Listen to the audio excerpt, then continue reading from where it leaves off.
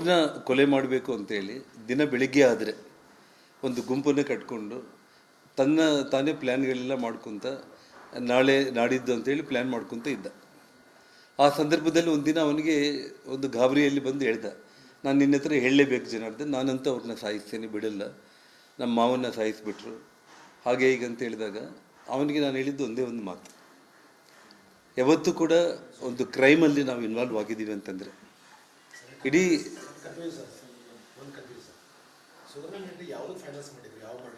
ಶ್ರೀರಾಮುಲುವರ ಸೋದರ ಮಾವನ ಕೊಲೆ ಅಂದರೆ ನಾನು ಕಾರ್ಪೊರೇಟ್ರು ಕೊಲೆ ಆದಾಗ ಪ್ರೆಸ್ ಕಾನ್ಫರೆನ್ಸ್ ಅಂದರೆ ಶ್ರೀರಾಮುಲು ಮೇಲೆ ಕೊಲೆ ಆರೋಪ ಬಂದಾಗ ನೀವು ಕೊಲೆಗಡಕರು ಅಂತೇಳಿ ಅವ್ರ ಮೇಲೆ ನಾನು ಪ್ರೆಸ್ ಕಾನ್ಫರೆನ್ಸ್ ಮಾಡಿದ್ದೆ. ನಾನು ಶ್ರೀರಾಮುಲು ಪರವಾಗಿ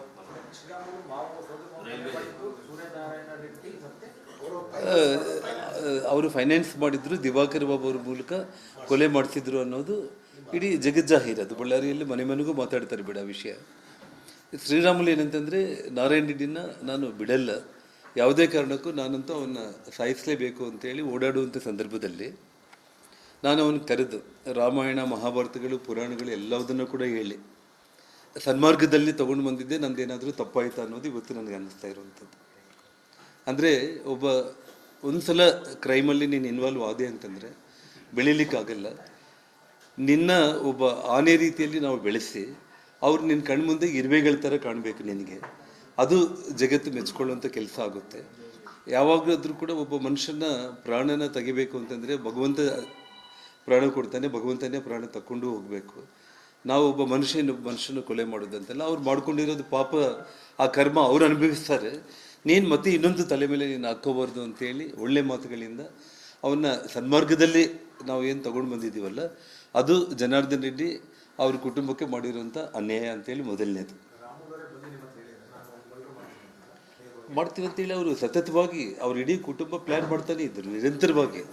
ನನ್ನ ಹತ್ರ ಕೊನೆಗಿನ್ನ ಇನ್ನೇನು ಫೈನಲ್ ಆಯಿತು ಎಲ್ಲ ಮಾಡ್ಕೊಂಡ್ಬಿಟ್ರು, ಇನ್ನೇನಿನ್ನ ನಾಳೆ ನಾಡಿದ್ರಲ್ಲಿ ಇನ್ನು ಕರೆಕ್ಟಾಗಿ ಇನ್ನು ಮುಗಿಸ್ತಾರೆ ಅನ್ನೋ ಸಂದರ್ಭದಲ್ಲಿ ಅವರ ಬ್ರದರ್ಸ್ನಲ್ಲಿ ಒಬ್ಬರು ನನಗೆ ಅವ್ರ ದೃಷ್ಟಿಗೆ ತಗೊಂಡೋಗಿಲ್ದಂಗೆ ನಾವೇನಾದರೂ ಮಾಡಿದ್ರೆ ನಮಗೆ ರಕ್ಷಣೆ ಸಿಗಲ್ಲ ಅಂತೇಳಿ ನನ್ನ ಹತ್ರ ಬಂದಾಗ, ಭಗವಂತ ಅಟ್ಲೀಸ್ಟ್ ನಿಮಗೆ ಒಳ್ಳೆ ಬುದ್ಧಿ ಕೊಟ್ಟು ನನಗೆ ಹೇಳಿದ್ದೀರಿ ಅಂತೇಳಿ ನಾವೆಲ್ಲ ನಮ್ಮ ತಾಯಿ ನಾವೆಲ್ಲ ಕೂಡಿಸಿ ಎಲ್ಲ ವಿಚಾರಗಳನ್ನ ಹೇಳಿ, ನಾವೆಲ್ಲ ಪುರಾಣಗಳಲ್ಲಿ ಯಾವ ರೀತಿ ನಾವು ತಪ್ಪು ಮಾಡಿದರೆ ಆ ತಪ್ಪು ನಮ್ಮನ್ನು ಹೆಂಗೆ ಹಿಂಬಾಲಿಸುತ್ತೆ, ಇನ್ನೊಬ್ಬರು ಮಾಡಿದ್ದು ನಾವು ಮಾಡೋದು ಬೇಡ ಅಂತೇಳಿ ಅವನ್ನ ನಾವು ಒಳ್ಳೆ ಮಾರ್ಗದಲ್ಲಿ ಕರ್ಕೊಂಡು ಬಂದು ಒಳ್ಳೆ ರೀತಿಯಲ್ಲಿ ಪ್ರೊಜೆಕ್ಟ್ ಮಾಡಿ ಈ ಮಟ್ಟಕ್ಕೆ ಬೆಳೆಸಿದ್ದು ಒಂದು. ಎರಡನೇ ವಿಚಾರ, ಮುನ್ಸಿಪಲ್ ಕೌನ್ಸಿಲರ್ ಆಗಿ ಕಾಂಗ್ರೆಸ್ ಪಕ್ಷದಲ್ಲಿ ಅವನು ಗೆದ್ದಿದ್ದು ಫಸ್ಟ್. ಆ ಗೆದ್ದ ಸಂದರ್ಭದಲ್ಲಿ 99ರಲ್ಲಿ ಅದೇ ದಿವಾಕರ್ ಬಾಬು ಅವ್ರ ಮೇಲೆ MLA ಟಿಕೆಟ್ಗೆ ಪ್ರಯತ್ನ ಮಾಡ್ತಾನೆ ಕಾಂಗ್ರೆಸ್ ಪಾರ್ಟಿಯಲ್ಲಿ. ನಾನು ಅವ್ನಿಗೆ ಹೇಳಿದೆ, ನಾವು BJPಯಲ್ಲಿ ಇದ್ದೀವಿ, ನಾವು ನಮ್ಮ ಸಹೋದರೆಲ್ಲರೂ ಕೂಡ, ಸ್ನೇಹ ಬೇರೆ ರಾಜಕೀಯ ಬೇರೆ. ನೀನು BJPಗೆ ಬಂದು ಕಂಟೆಸ್ಟ್ ಮಾಡಿದ್ರೆ ನಾವು ಬಹಿರಂಗವಾಗಿ ನಿನಗೋಸ್ಕರ ಬರ್ಬೋದು, ಇಲ್ಲ ಅಂತಂದರೆ ಯಾವತ್ತೂ ಕೂಡ ನಾವು ನಿನ್ನ ಪರವಾಗಿ ಬಂದು ಮಾಡಲಿಕ್ಕೆ ಆಗಲ್ಲ. ಒಂದು ವೇಳೆ ಕಾಂಗ್ರೆಸ್ ಟಿಕೆಟ್ ಅಪ್ಪಿತಪ್ಪಿ ನೀನು ಕೊಟ್ಟರು ಕೂಡ ಕೊಡಲ್ಲ, ಅವರು ನೀನು ಕೊಟ್ಟರು ಕೂಡ ಆಗಲ್ಲ ಅಂತೇಳಿ. ಆವಾಗೇ ನಾನು ಅವನ್ನ ಕನ್ವಿನ್ಸ್ ಮಾಡಿ ಯಡಿಯೂರಪ್ಪ ಅವ್ರ ಹತ್ರ ಕರ್ಕೊಂಡು ಬಂದು 1999ರಲ್ಲಿ ಸುಷ್ಮಾ ಸ್ವರಾಜ್ ಅವ್ರು ನಿಂತಾಗ MLA ಟಿಕೆಟ್ ಇಸ್ಕೊಡೋ ಟೈಮ್ನಲ್ಲಿ ಕೂಡ ಅವನು 2 ಕಣ್ಣಲ್ಲಿ ನೀರು ಹಾಕ್ದ. ಯಡಿಯೂರಪ್ಪ ಅವರು ಕನ್ಫ್ಯೂಸ್ ಆದರು, ಏನು ಜನಾರ್ದನ್ ಯಾಕೆ ಕಣ್ಣಲ್ಲಿ ನೀರು ಹಾಕ್ತಾ ಇದ್ದಾನೆ ಅಂದರೆ, ನಾನು ಹೇಳಿದೆ ಸ್ವಲ್ಪ ಭಾವನಾತ್ಮಕವಾಗಿ ಕಣ್ಣಲ್ಲಿ ನೀರು ಬಂದಿರಬೇಕು ಅಂತೇಳಿ. ಆದರೆ ಅವನು ಕಾಂಗ್ರೆಸ್ ಬಿಟ್ಟು BJP ಟಿಕೆಟ್ ತೊಗೊಳ್ತಾ ಇದ್ದೀವಿ, ಆ ಸಿಂಬಲ್ಲೇ ನಮ್ಮ ಬಳ್ಳಾರಿಯಲ್ಲಿ ಗೊತ್ತಿಲ್ಲಲ್ಲ ಜನಗಳಿಗೆ, ನಾನು ಹೇಗೆ ಗೆಲ್ತೀನಿ ಅನ್ನೋ ಭಯದಲ್ಲಿ ಕಣ್ಣೀರು ಹಾಕಿದ್ದವನು.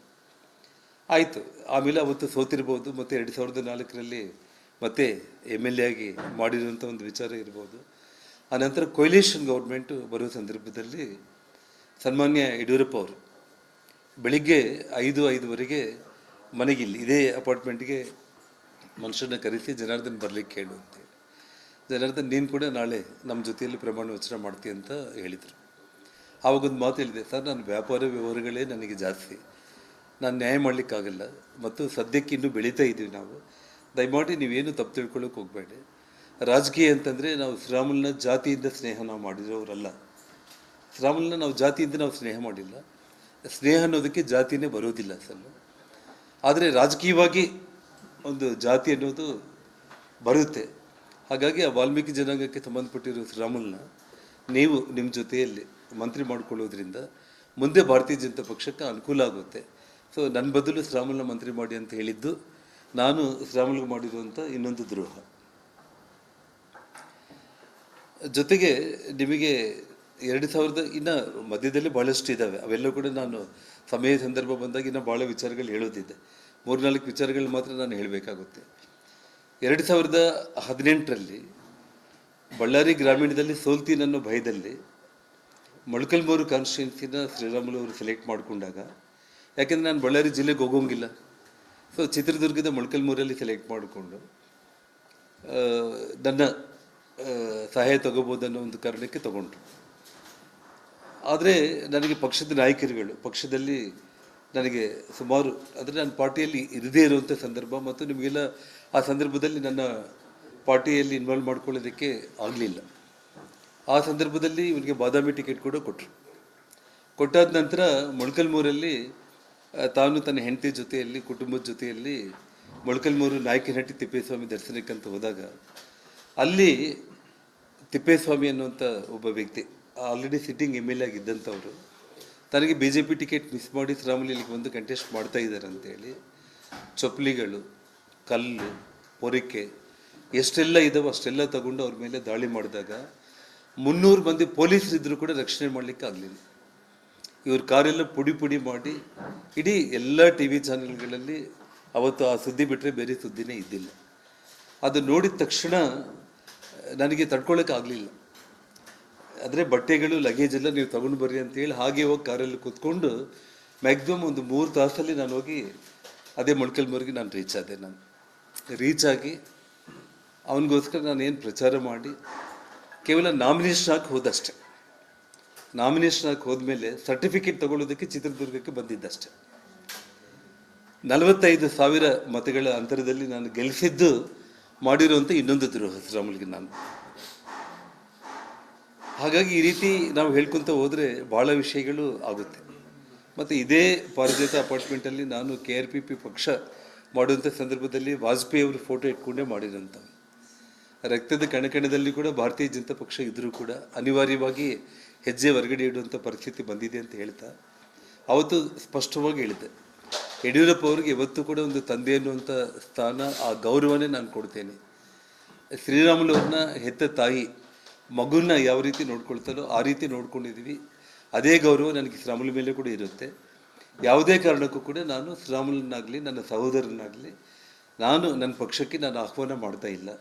ನಾನು ಒಬ್ಬಂಟಿಯಾಗಿ ನಾನು ಹೋಗಿ ಹೋರಾಟ ಮಾಡ್ಕೊಂಡು ಹೋಗ್ತೀನಿ ಅಂತಲೇ ನಾನು ಅವತ್ತು ಹೇಳಿದೆ. ನಾನು ಯಾವುದೋ ಮಾಧ್ಯಮಗಳಲ್ಲಿ ನೋಡ್ತಾ ಇದ್ದೆ, ನನ್ನ ಕರೆದರೂ ನಾನು ಹೋಗಲಿಲ್ಲ, ಅದಕ್ಕೆ ಅದು ಇದು ಅಂತೇಳಿ ಹೇಳ್ತಾ ಇದ್ದರು.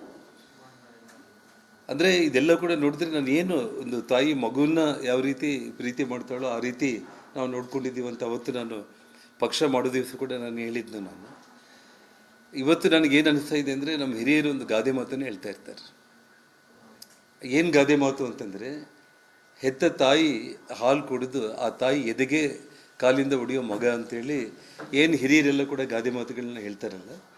ಇವತ್ತು ಇಂಥ ಶ್ರೀರಾಮುಲು ಅಂತವ್ರ ಜೊತೆಯಲ್ಲಿ ಎಷ್ಟೋ ಮಂದಿಗೆ ಎಷ್ಟೋ ಅನುಭವಗಳಾಗಿದ್ರೇ ನಮ್ಮ ಹಿರಿಯರೆಲ್ಲ ಕೂಡ ಇಂಥ ಗಾದೆ ಮಾತುಗಳು ಹೊಡ್ಕೊಂಡು ಬಂದಿರ್ಬೋದು ಅಂತ ನನಗೆ ಇವತ್ತು ಅನ್ನಿಸ್ತಾ ಇರುವಂಥದ್ದು.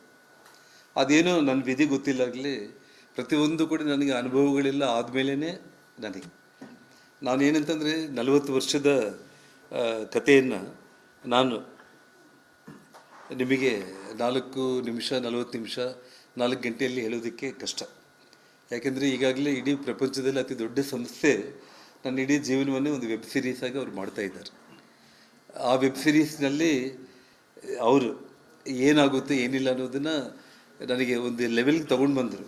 ಅದಾದಮೇಲೆ ನನ್ನ ಸೆಕೆಂಡ್ ಫೇಸ್ ಆಫ್ ಲೈಫನ್ನು ಇನ್ನು ತೆಗೆಯೋದಿತ್ತು. ಸೊ ಹಾಗಾಗಿ ಮುಂದೆ, ಯಾಕೆಂದರೆ ಇದಕ್ಕೆ ಸುಮಾರು ಸೀಸನ್ಗಳೇ ಬೇಕು. 40 ವರ್ಷದಂದರೆ ಭಾಳ ಸೀಸನ್ಗಳು ಬೇಕು. ಇವತ್ತು ಲೈಫಲ್ಲಿ ನನಗೆ ಪ್ರತಿಯೊಂದು ಕೂಡ ಸ್ವತಃ ಅನುಭವಗಳು ಆದಮೇಲೇ ಎಲ್ಲ ಕೂಡ ಗೊತ್ತಾಗುತ್ತೆ. ಶ್ರೀರಾಮುಲು ಅವರು ಪಕ್ಷ ಬಿಟ್ಟು ಹೋಗ್ತೀನಿ ಅಂತಂದರೆ ಅವ್ರಿಗೇನು ಇದೇನು ಹೊಸದೇನಲ್ಲ. ಯಾವ ರೀತಿ ಹಿಂದೆ BSR ಪಕ್ಷ ಮಾಡುವಂಥ ಸಂದರ್ಭದಲ್ಲಿ ಅವನಿಗೆ ನಾನು ಕರೆದು ಮನೆಗೆ ಒಂದೇ ಮಾತನ್ನು ಹೇಳಿದೆ, ಇವಾಗ ಕಾಂಗ್ರೆಸ್ ಪಕ್ಷದವರು ನಮ್ಮ ಬೆನ್ನ ಹಿಂದೆ ಬಿದ್ದಿದ್ದಾರೆ, ಯಾವ ಕ್ಷಣದಲ್ಲಾದರೂ ಕೂಡ CBI ನನ್ನ ಬಂಧನ ಮಾಡುತ್ತೆ. ಈ ಸಮಯದಲ್ಲಿ ನೀನು ಪಕ್ಷ ಮಾಡಿ, ಪಕ್ಷ ನಿನಗೆ ಮಂತ್ರಿ ಸ್ಥಾನ ಸದಾನಂದ ಗೌಡರನ್ನ CM ಮಾಡಿದಾಗ ಕೊಡಲಿಲ್ಲ ಅನ್ನೋ ಕಾರಣಕ್ಕೆ ಪಕ್ಷ ಮಾಡೋದು ಬೇಡ, ತುಂಬ ಪೇಷನ್ಸಿಂದ ಇರಬೇಕು ಅಂತ ಹಿಂಗೆ ಹೋಗಬೇಕು ಅಂತೇಳಿ ಮುಂಚೆ ಅಂದರೆ ಸೆಪ್ಟೆಂಬರ್ 4 ಮೈಸೂರಿಗೆ ಹೋಗಿ ಚಾಮುಂಡೇಶ್ವರಿ ದರ್ಶನ ಮಾಡ್ಕೊಂಡು ಬೆಂಗಳೂರಿಗೆ ಬಂದು ಪ್ರೆಸ್ ಮೀಟ್ ಮಾಡ್ತೀನಿ ಅಂತೇಳಿ ಬಂದ. 5ನೇ ತಾರೀಕು ಬೆಳಿಗ್ಗೆ ನನ್ನ ಬಂಧನ ಆಯಿತು. ಸೊ ಅದು ನಾನು ಶ್ರೀರಾಮುಲುಗೆ ಮಾಡಿರುವಂಥ ಇನ್ನೊಂದು ದ್ರೋಹ. ಅಂದರೆ ನನ್ನ ಏನೇ ಕಷ್ಟಗಳು ಬಂದರೂ ಕೂಡ 14 ವರ್ಷಗಳಲ್ಲಿ ಏನೆಲ್ಲ ಅನುಭವಿಸಿದ್ರು ಕೂಡ ಇದೆಲ್ಲದನ್ನು ಕೂಡ ಮೀರಿ ಏನು ಕಾಪಾಡ್ಕೊಂಡು ಬಂದಿದ್ದೀನಲ್ಲ ನಾನು. ಸೊ ಅದು ನಾನು ಅವ್ರಿಗೆ ಮಾಡಿರುವಂಥ ಒಂದು ದ್ರೋಹ. ಸೊ ನಾನು ರಾಜಕೀಯ ವಿಚಾರಗಳು ಹೇಳಬೇಕು ಅಂತಂದರೆ ನೋಡಿರಿ, ಒಬ್ಬ ಮನುಷ್ಯ ಜನಗಳಲ್ಲಿ ವಿಶ್ವಾಸ ಸಂಪೂರ್ಣವಾಗಿ ಕಳ್ಕೊಂಡಾಗ 14 ವರ್ಷ ನಾನು ಇರಲಿಲ್ಲ ಬಳ್ಳಾರಿಯಲ್ಲಿ. 14 ವರ್ಷ ನಾನು ಬಳ್ಳಾರಿಯಲ್ಲಿ ಇಲ್ಲದೇ ಇರುವಂಥ ಸಂದರ್ಭದಲ್ಲಿ ಜನಗಳ ಪ್ರೀತಿ ಎಷ್ಟು ದೊಡ್ಡ ಮಕ್ಕೆ ಬೆಳೆಸ್ಕೋಬೇಕಾಗಿತ್ತು, ಜನರ ವಿಶ್ವಾಸ ಎಷ್ಟು ಗಳಿಸ್ಕೋಬೇಕಾಗಿತ್ತು. ಒಬ್ಬ ರಾಜ್ಯ ಮಟ್ಟದ ನಾಯಕ ಅಂತಂದರೆ ನಮ್ಮ ಸ್ವಂತ ಊರಲ್ಲಿ ನಾವು ಗೆಲ್ಲಲಿಕ್ಕೆ ಆಗ್ತಾ ಇಲ್ಲ ಅನ್ನೋಂಥ ಒಂದು ಪರಿಸ್ಥಿತಿ ಬಂದರೆ ಅದನ್ನು ಶ್ರೀರಾಮುಲು ಆತ್ಮವಿಮರ್ಶೆ ಮಾಡ್ಕೋಬೇಕು.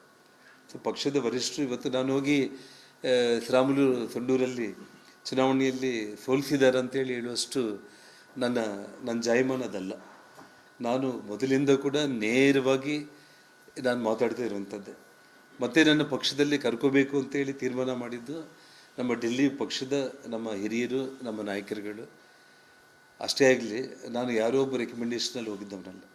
ನನಗಿದು ಒಂದು ಶಕ್ತಿ ಸಾಮರ್ಥ್ಯ ಜನಗಳಲ್ಲಿ BJP ಪಕ್ಷದ ಪರವಾಗಿ ನನಗಿರುವಂಥ ಅಭಿಮಾನ ನೋಡಿ ಏನೋ ಆಗಿದೆ ಅಂತೇಳಿ ನನ್ನ ಪಕ್ಷದಲ್ಲಿ ತಗೊಂಡ್ರೆ ಆಗಲಿ, ಯಾರೋ ಶಿಫಾರಸು ಮಾಡಿ ನನ್ನ ಪಕ್ಷದಲ್ಲಿ ಬಂದಿರುವಂಥ ಒಂದು ಅಷ್ಟು ದುಸ್ಥಿತಿ ನನಗಿದ್ದಿಲ್ಲ ಇವತ್ತು ಕೂಡ. ನನ್ನ ಕೈಯಲ್ಲಿ ಬೆಳೆದಿರೋನ ಸಹಾಯ ತಗೊಂಡು ನಾನು ಮೆಟ್ಲೇರಬೇಕು ಅನ್ನುವಂಥ ವ್ಯಕ್ತಿ ನಾನಲ್ಲ.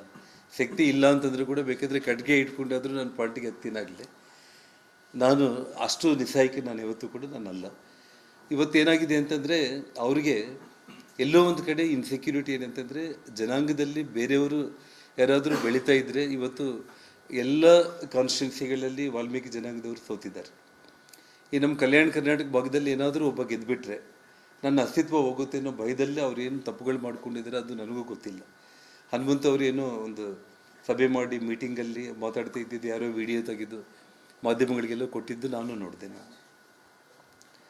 ಇವತ್ತು ಪಕ್ಷಕ್ಕೆ ತಂದೆಯಾಗಿರುವಂಥ ಒಂದು ಇಡೀ ಪ್ರಪಂಚದಲ್ಲೇ ಭಾರತೀಯ ಜನತಾ ಪಕ್ಷ ಅತಿ ಹೆಚ್ಚು ಮೆಂಬರ್ಶಿಪ್ ಇರುವಂಥ ಒಂದು ಪಾರ್ಟಿ.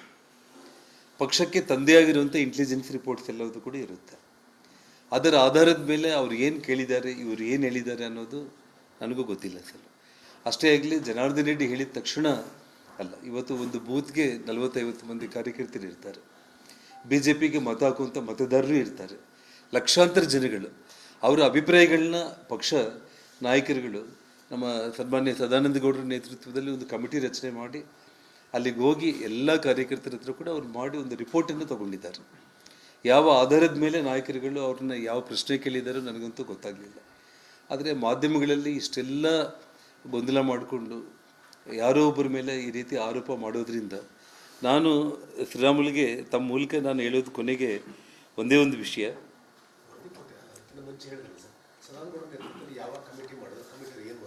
ಅಲ್ಲ, ವರದಿ ಏನು ಮಾಡಿದ್ದಾರೆ ಅನ್ನೋದು ನನ್ನ ದೃಷ್ಟಿಗಿಲ್ಲ. ಯಾಕೆಂದರೆ ಅವ್ರು ಬಂದು ಅಭಿಪ್ರಾಯಗಳೆಲ್ಲ ತಗೊಂಡು ಹೋಗಿದ್ದಾರೆ. ಅವರು ನನ್ನ ಅಭಿಪ್ರಾಯ ನಾನು ಕೊಟ್ಟಿದ್ದೀನಿ. ನನ್ನ ಅಭಿಪ್ರಾಯದಲ್ಲಿ ನೋಡಿ, ಇದು ಬೈ ಎಲೆಕ್ಷನ್. ನಾನು ಯಾವೊಬ್ಬರ ಮೇಲೆ ಕೂಡ ನಾನು ಆರೋಪ ಮಾಡಿ ಅಷ್ಟು ಇದಕ್ಕೆ ನಾನಿಲ್ಲ. ಇವತ್ತು ನೋಡಿ, ನಮ್ಮ ಕೈಯಲ್ಲಿ ನಾವು ಬೆಳೆಸಿದ್ದವನ್ನ ನಾವು ಇವತ್ತೆಲ್ಲ ನಾಳೆ ಅವನೇನಾದರೂ ನನ್ನ ಬಗ್ಗೆ ಅಪಾರ್ಥ ಮಾಡಿಕೊಂಡು ಏನಾದರೂ ಇನ್ನೊಬ್ಬರು ಬೆಳೀತಾ ಇದ್ದಾರೆ, ಇನ್ನು 10 ಮಂದಿ ಬೆಳೆದು ಬಿಡ್ತಾರೆ, ಜನಾರ್ದನ್ ರೆಡ್ಡಿ ಬಂದುಬಿಟ್ಟು ಅವ್ರು ಹೋಗಿ ಪ್ರಚಾರ ಮಾಡ್ತಾರೆ, ಅವ್ನು ಗೆದ್ದುಬಿಡ್ತಾನೆ ಅನ್ನೋ ಭಯ ಅವನಿಗಿದ್ರು ಕೂಡ ನಾನು ಕ್ಲಿಯರಾಗಿ ಹೇಳಿದೆ, ಇದು ಪಕ್ಷ 224 ಮಂದಿ MLAಗಳಲ್ಲಿ ಬಂಗಾರ ಹನುಮಂತನವನು ಒಬ್ಬ ಅಷ್ಟೇ. ಯಾವತ್ತೂ ಕೂಡ ನಿನ್ನ ಸೀನಿಯರಿಟಿ, ನಿನ್ನ ಅಸ್ತಿತ್ವಕ್ಕೆ ಅಲ್ಲ, ಇವಾಗ ನಾವು ಸೋತಿದ್ದೀವಿ, ಈ ಸಮಯದಲ್ಲಿ ಇನ್ನೊಬ್ಬರು ಬೆಳೀತಾರೆ, ಈ ಇನ್ಸೆಕ್ಯೂರಿಟಿ ಅದೇನಾದರೂ ಶ್ರೀರಾಮುಲು ಅವರಿಗೆ ಇತ್ತೋ ಇಲ್ಲೋ ನನಗೆ ಗೊತ್ತಿಲ್ಲ ಅಷ್ಟೇ. ಆದರೆ ನಾನು ಯಾವತ್ತೂ ಕೂಡ ರಾಜಕೀಯಕ್ಕಿಂತ ಮೀರಿ, ರಾಜಕೀಯವನ್ನು ಮೀರಿ ಯಾವ ರೀತಿ ನನ್ನ ಮಕ್ಕಳ ಮೇಲೆ ನನಗೆ ಎಷ್ಟು ಪ್ರೀತಿ ಇರುತ್ತೇನೋ, ಮಕ್ಕಳ ಮೇಲೆ ಎಷ್ಟು ವಿಶ್ವಾಸ ಇರುತ್ತೇನೋ ಅಷ್ಟು ವಿಶ್ವಾಸ ಇಟ್ಟಿರೋ ನನ್ನ ವಿಚಾರದಲ್ಲಿ ಇದು ನಾನು ಇನ್ನೂ ನಿಮಗೆ ಕೆಲವೊಂದು ವಿಷಯಗಳು ಇನ್ನೂ ಸಮಯ ಬಂದಾಗ ನೋಡ್ತೀನಿ. ಇವತ್ತು ನಾನೆಲ್ಲ ಈ ವಿಷಯಗಳನ್ನ ನಾನು ತಿಳಿಸಿದ್ದೀನಿ. ಮುಂದೆ ಇನ್ನೂ ಏನೇನು ಹೇಳಬೇಕಾಗುತ್ತೆ ಗೊತ್ತಿಲ್ಲ. ಈ 14 ವರ್ಷದಲ್ಲಿ ಅವರು ತುಂಬ ಮೈ ಮೇಲೆ ಹೇಳ್ಕೊಂಡಿದ್ದಾರೆ ಭಾಳ ವಿಚಾರಗಳು. ನನ್ನ ದೃಷ್ಟಿಗೆ ಬಂದಾಗೆಲ್ಲ ಕೂಡ ಜಸ್ಟ್ ಒಂದು ನಿಮಗೆ ಎಕ್ಸಾಂಪಲ್ಸ್ ಭಾಳ ಇದೆ, ಅದನ್ನು ನಾನು ಆ ಸಮಯ ಬಂದಾಗ ನಾನು ಹೇಳ್ತೀನಿ. ನಾನು ಭಾಳ ವಿಚಾರಗಳಲ್ಲಿ ಇವಾಗ ಮೈ ಮೇಲೆ ಹಾಕ್ಕೊಂಡಿದ್ದಾರೆ. ಏಜೆನ್ಸಿಗಳೇನಾದರೂ ಇನ್ವೆಸ್ಟಿಗೇಷನ್ ಮಾಡೋದಕ್ಕೆ ಬಂದರೆ ವರ್ಷಗಳು ಕೂಡ ಸಾಲಲ್ಲ, ಅಷ್ಟು ಮೈ ಮೇಲೆ ಹೇಳ್ಕೊಂಡಿದ್ದಾರೆ. ಭಾಳ ನಾನು ಹೇಳ್ತೀನಿ ನಾನು ನಿಮಗೆ.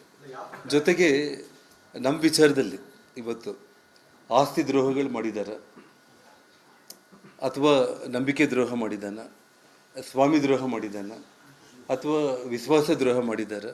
ಇದೆಲ್ಲವುದನ್ನು ಕೂಡ ನಾನು ಈ ಸಮಯದಲ್ಲಿ ಏನೂ ಮಾತಾಡಲಿಕ್ಕೆ ನಾನು ಹೋಗಲ್ಲ. ಯಾಕೆಂದರೆ ನಮ್ಮ ಕುಟುಂಬನ ಯಾಕೋ ಟಾರ್ಗೆಟ್ ಮಾಡಿದ್ದಾರೆ ಅಂತ ಏನು ಹೇಳಿದಾರಲ್ಲ, ಅದೆಲ್ಲವುದನ್ನು ರಿವರ್ಸಲ್ಲಿ ನಾವು ಏನು ವಿಚಾರಗಳೆಲ್ಲ ಇದೆ, ತಾವೆಲ್ಲ ಕೂಡ ಮಾಧ್ಯಮ ಸ್ನೇಹಿತರು ಬಳ್ಳಾರಿಯಲ್ಲಿ ಒಂದು ಸ್ಲಮ್ ಏರಿಯಾಗೆ ಹೋಗಿ, ಅವರು ಶ್ರೀರಾಮುಲು ಹುಟ್ಟಿ ಬೆಳೆದಿರುವಂಥ ಸ್ಲಮ್ ಏರಿಯಾದಿಂದ ಹಿಡಿದು ಇಡೀ ನಗರದಲ್ಲಿ ತಾವು ಒಬ್ಬ ಕಡು ಬಡವದಿಂದ ಹಿಡಿದು ಶ್ರೀಮಂತರವರೆಗೂ ಕೂಡ ಬಳ್ಳಾರಿಯಲ್ಲಿ ಏನು ಎಂಥ ವಿಚಾರಗಳು ಅಂತ ನೀವು ವಿಚಾರಿಸಿದರೆ ಎಲ್ಲ ವಿಚಾರಗಳು ಕೂಡ ಗೊತ್ತಾಗುತ್ತೆ.